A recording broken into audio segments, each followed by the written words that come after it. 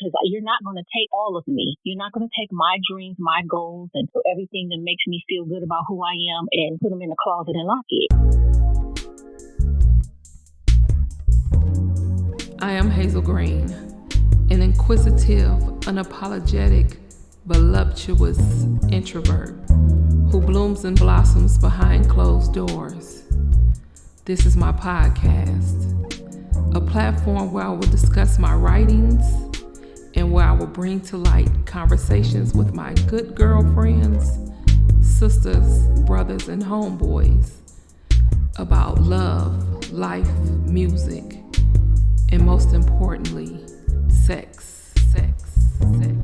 So leave your judgment at the door and welcome to Hanging Out with Hayzel. Why do you set boundaries?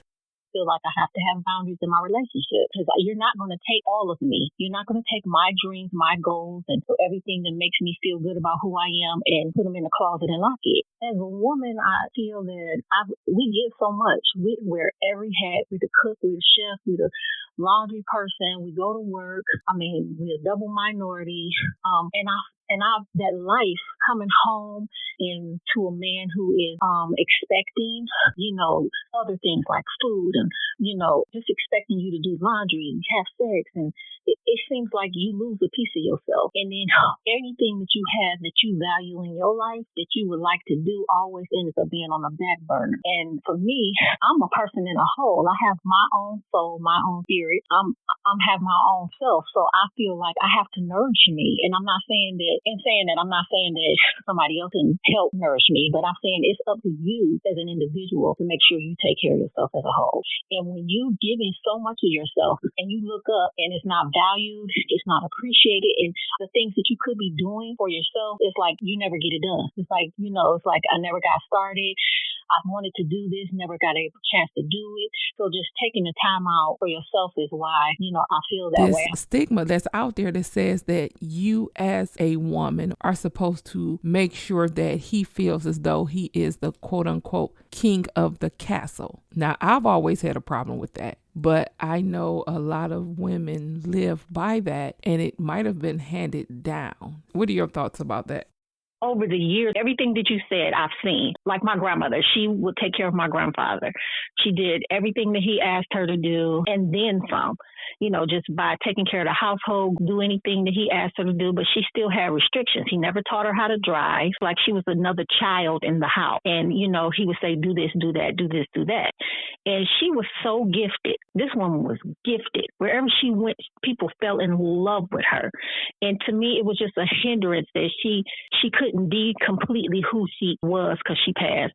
She couldn't be completely who she was. And then it was like men would have separate families. Like he would go out and he would be gone for days and then come back and she'd just accept him right back in the house as if he was there every night, which he was not. He didn't had another child. Like I said, and then at the end of the day, she has to take that child that he had with someone else and love it and treat it as if, it's her own because she's married to him and that's what's expected.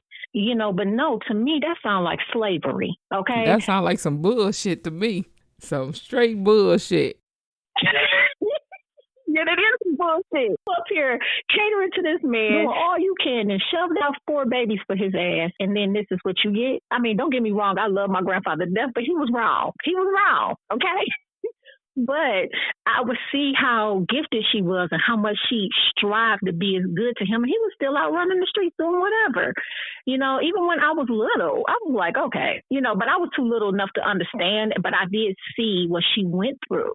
And it's just like as a woman, you giving all, you cooking, you cleaning, you having sex, you doing whatever he asked you to do that may be out of character, whatever that may be. And then at the end of the day, when it all settles, you don't even know who you are. You don't even have your own mindset of what you feel like you deserve and should have as a woman. It's like it's all out the door because you're a mother, you're a wife, you the cook, you the cleaner, you the the fish cleaner. He get the fish, he clean out the guts. You're just doing everything that's expected of you that has been told to us over the years as a wife. But to me, that's not what I feel is expected from me. I am very delighted that I am with someone who He feels like I don't have to cook for him. I don't have to clean for him.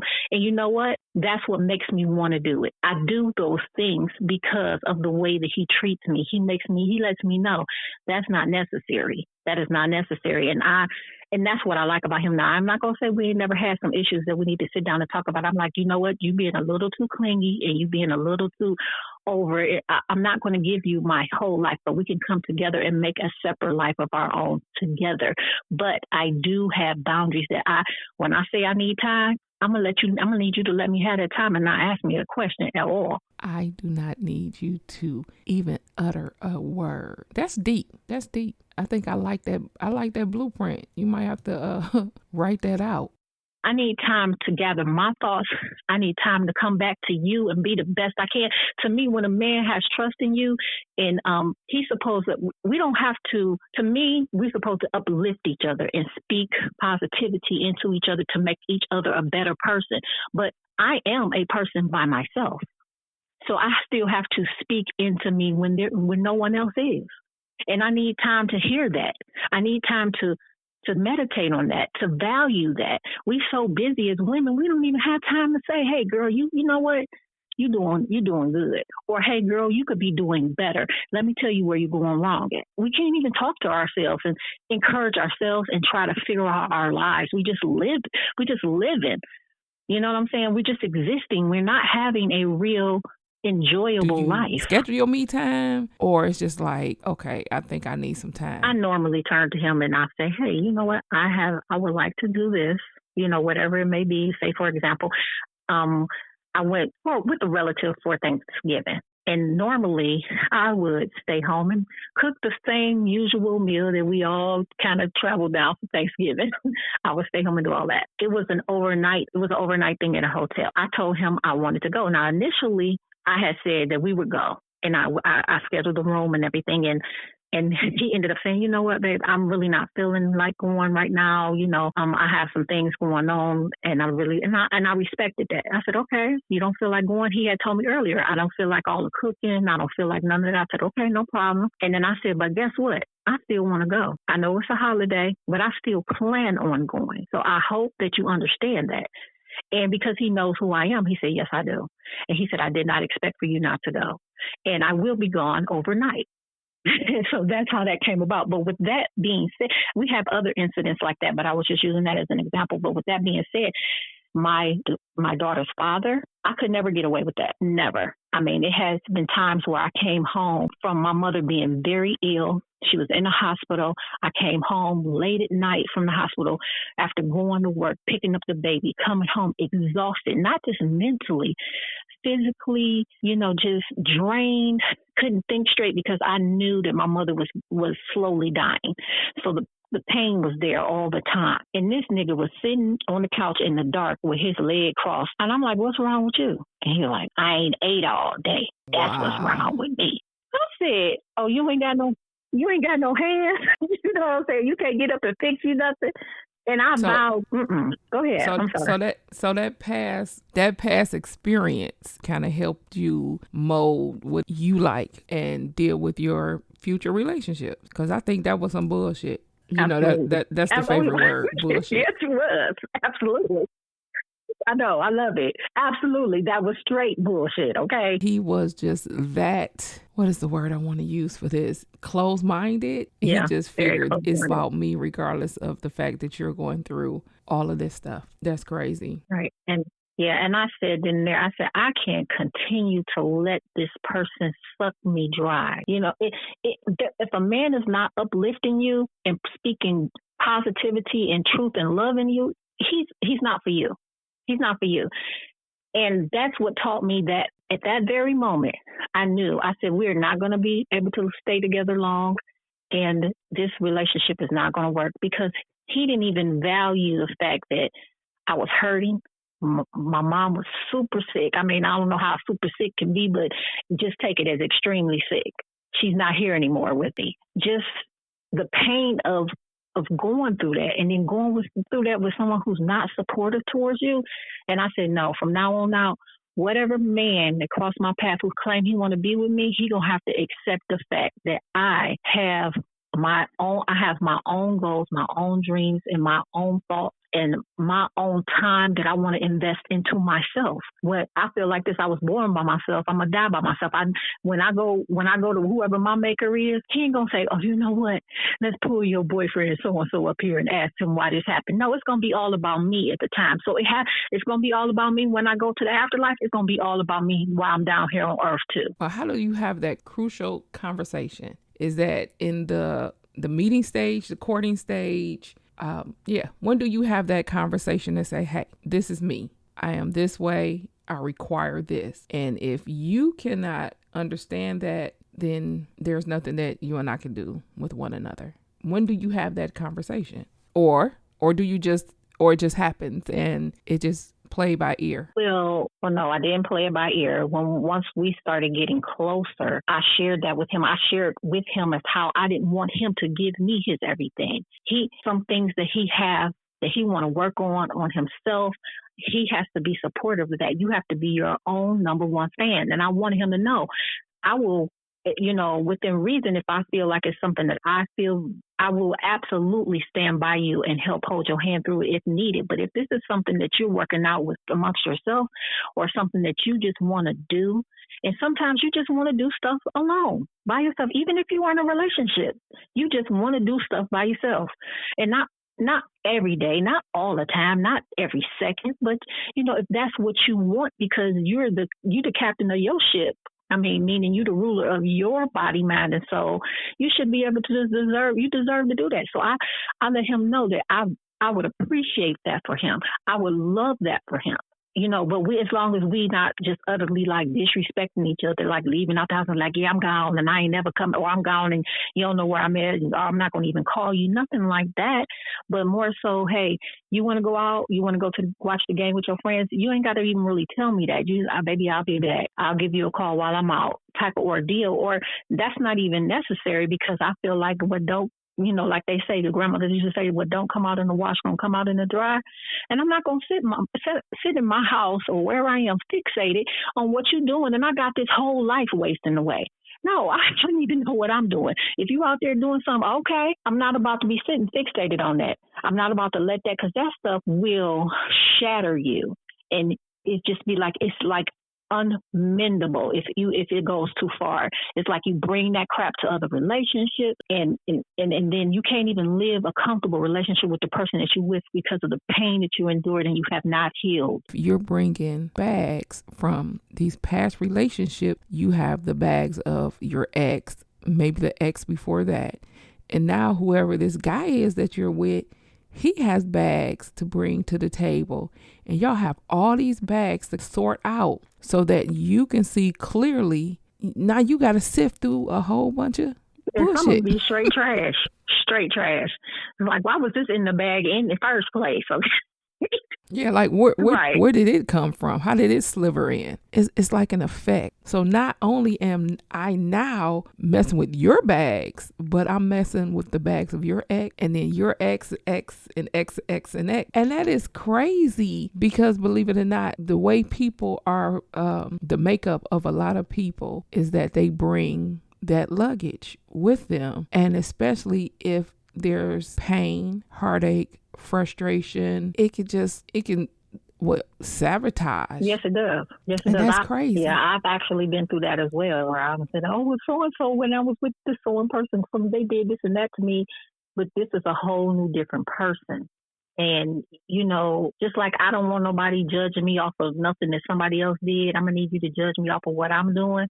And that's how we need to look at that when we go into that. You can't bring all that over. What you need to do, and a lot of people get angry when you hear this, you need to get some therapy, even if it ain't nothing but meditating to yourself, writing down everything that has ever bothered you over the years, discussing it. That's what I'm saying. People don't have those conversations with themselves. I'm one of them people, the people be like, well, look at this nut. No, I'm really talking over my life and how I want to move forth with it, with myself.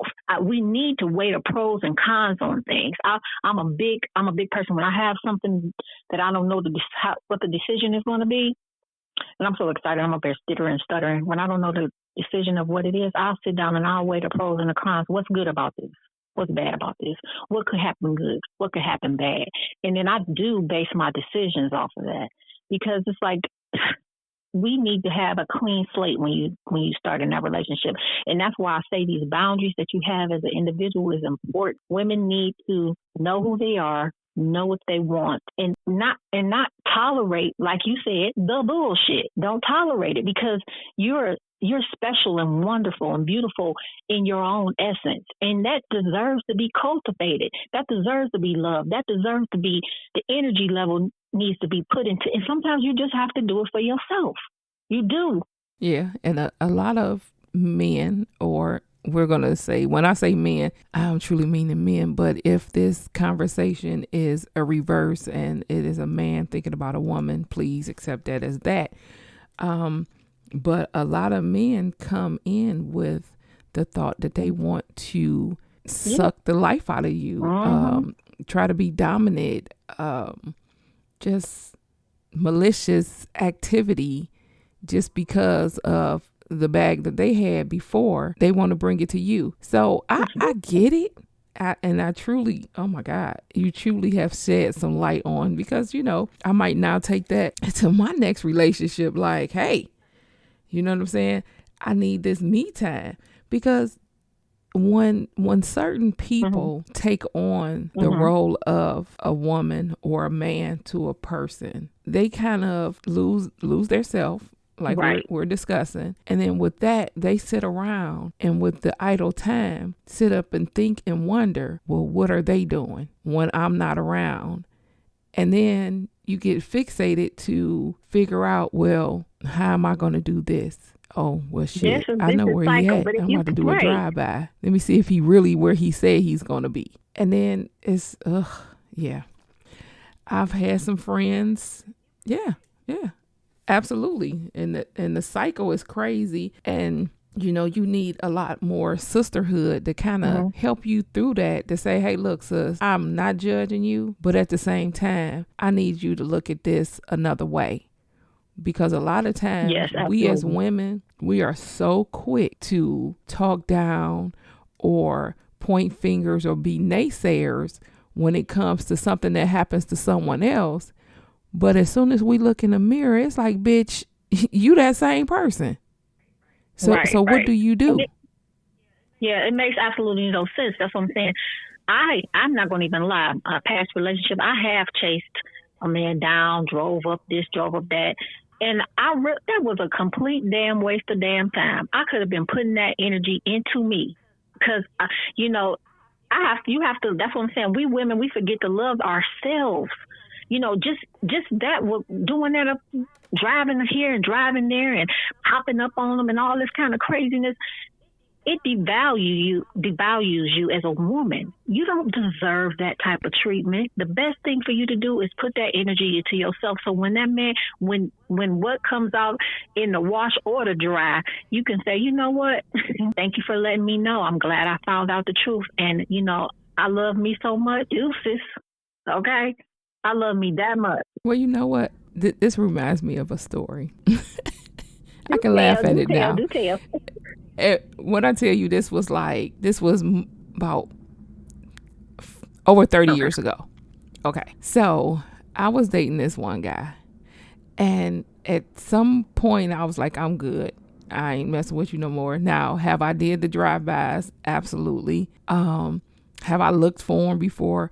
Absolutely. But, at some point I was like, I'm done. And see, at some point in time, men look at you like, it ain't over until I say it's over. And it's like, no, I'm done. To get back to the story, we were playing cat and mouse, whatever. And so then I was like, I'm tired. I'm done. So I'm driving up Lee Road with my cousin. And we get to a point right by Hayes High. And she see a couple friends that she goes to school with. Well, these friends are guys. Now, her and I are in the front seat of the car. So it's late. And she's talking to them and she asks them, do they want to ride? Cool. I don't have a problem with that. So they get in the car and we're about to pull off. But I'm telling you, for a split second in my mind, I'm like, what if that nigga come around the corner and see these guys in my car? Now, one, I shouldn't even give a fuck because him and I are no longer Right. together. But we're so used to this toxicity of going back and forth with stuff that it was still a part of my mental. Now, as soon as I hit the light on Washington and Lee Road, I'm sitting at the light and I'll be damned. Did they not hit that corner on Washington and pull and block my door and jump out of the car, came to the other side and snatched those niggas out of the car and asked me what the fuck was my problem and why did I have guys in my car? No damn nerve. Girl. So my ass stunned and startled. Here I go explaining like, wait, hold up. Can't you tell? Them niggas is in the back. We ain't coupled up. I was just giving them a ride. Now, first and foremost, I didn't owe him no explanation, but I felt as though I did because it was crazy. And then two, like I said, they pulled them out of the car, told them they had to walk. They knew nothing. I didn't even know the guys, but it was just crazy that some men feel as though they have that hold and that control. But like I said, I gave the control because I allowed the game of cat and mouse for as long as I did. And then to add the icing on the cake afterwards, they kept following me. So I'm zooming and speeding down Superior, down Euclid. I mean, just flying 70 miles an hour down Euclid in East Cleveland. And you know, of course, that's unheard of. Then, of course, EC pulls me over, but they gone. So now here we go. I'm about to get a ticket, go to jail for speeding in this chase between him and I, which didn't make no sense in the first place. But I talked my way out of the ticket, which was cool.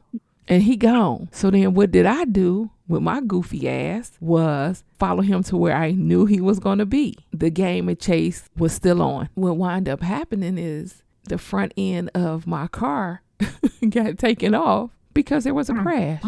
All of that for somebody that I wasn't even dating no more because I gave him that much energy of mine that he didn't deserve or he shouldn't have never had in the first place. There you go.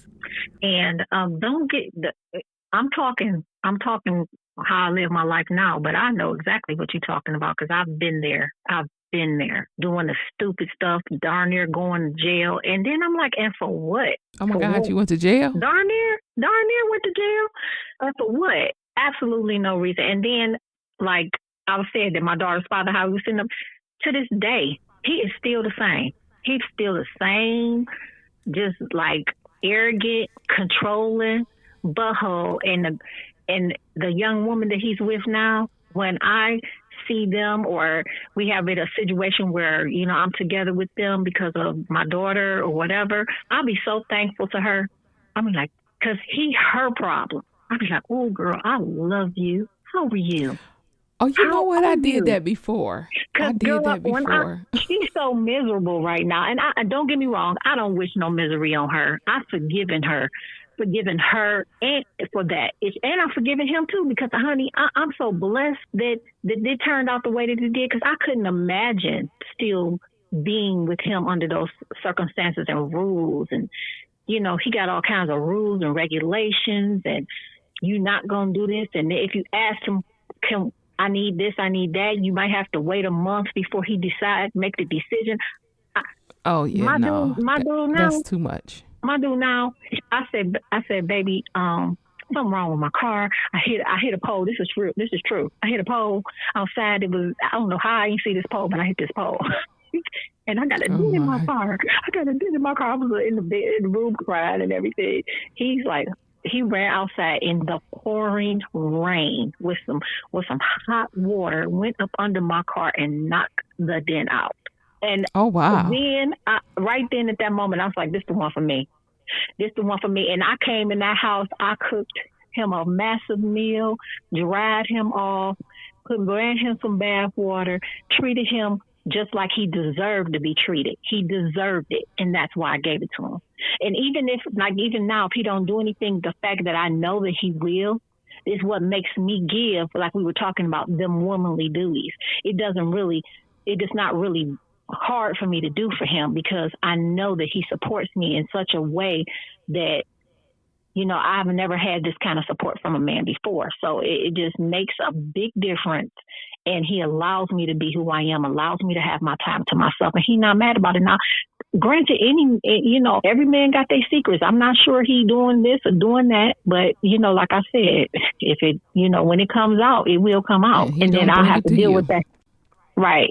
And I have to deal with that at that moment. But for right now, the fact that, that's what I'm saying. I don't mind giving those duties that, people say as women that we should be doing. Women should be doing this. They should be cleaning and cook. And I was like, where y'all get this from? Oh, it's in the Bible. When God made Adam, then he made woman as the help. I'm like, well, you know what? Help only goes for so far. Help. Giving some help, it don't supposed to be like eternal help. You know what I'm saying? Help can be only so far. So I don't know what you mean by that. So many definitions. There are so many definitions of the word help. Right. And then your version of what you mean by help could be way different from my version. You know Absolutely. what I'm saying? What I'm gaining from the word help may be totally different. So, the boundaries helps me to be a better mate to him. They really do. Being able to enjoy who I am, understand who I am, be heard as a woman and not made to feel bad about it, not controlled. I was with some guy, he told me, you need an alpha male. You need an alpha male. I'm an alpha male and I'm not. I was like, that was our last date. That was our first date, and that was our last one. So he was letting you know, like, I'm trying to control things. I like, I already had a mama and a daddy and lived under the control. Shoot, you get controlled in this world from just living. Taxes, going places, having certain rules and regulations. I got enough control. I do not need somebody who can't take none of this stuff I'm going through in my personal life or in my life as a whole, and they can't take none of my pain away, controlling me. No, you can't cure all my problems. Yeah. You cannot. And if you can't do that, you damn sure can't control me. I'm sorry. That's crazy. Well, we have come to the end of this week's episode. I want to first thank you for listening to the insanity that crosses our minds. To those who partake and entertain in my conversations, without you, there will be no hanging out with Hayzel. To Platinum Way Ray and Mac of the Tracks, we're looking out for my dope beat. And last but not least, shout out to my other half for making this possible. Because at the end of the day, she is I and I am her. If you thought this show was interesting, be sure to tune in to next week's episode and tell a friend. Support the movement. All things Hayzelgreene. Find my books on Amazon.com. Follow, listen, and like at Hayzelgreene.com. Hayzelgreene on Facebook and Hayzelgreene216 on IG. 2 fingers. And I'm out. Hey.